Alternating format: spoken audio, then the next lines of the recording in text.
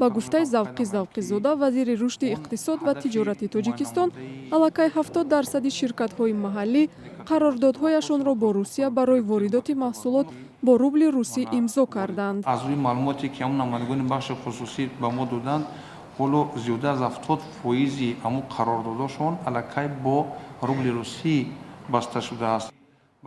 вазир гуфт ки музокирот барои роҳандозии тиҷорат бо чин бо пули юан ҳам идома дорад.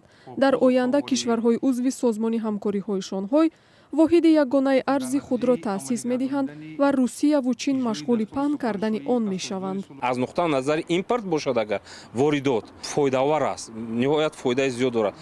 дар идомаи суҳбат вазири рушди иқтисод ва тиҷорати Тоҷикистон аз талошҳои мақомот барои коҳиши паёмадҳои беруна ва иқтисодии кишвар сухан кард.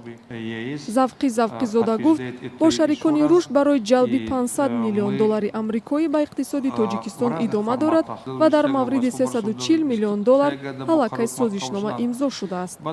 ин дар ҳолест ки дирӯз Эмомалӣ Раҳмон, раиси ҷумҳури Тоҷикистон, дар мулоқот бо кормандони нерӯгоҳи Роғун эълон кард, ки музокирот бо шарикони рушд барои ҷалби сармоягузорӣ барои идомаи сохтмони ин нерӯгоҳ дар ҳоли анҷомёбӣ аст ва траншҳои нахустини он дар аввали соли милодӣ дастрас мешавад. Тоҷикистон шарики стратегии Русия дониста мешавад ва дар душанбе пойгоҳи 201 воқеъ аст, ки бузургтарин пойгоҳи хориҷии низомии Русия дар хориҷ аз қаламраваш дониста мешавад.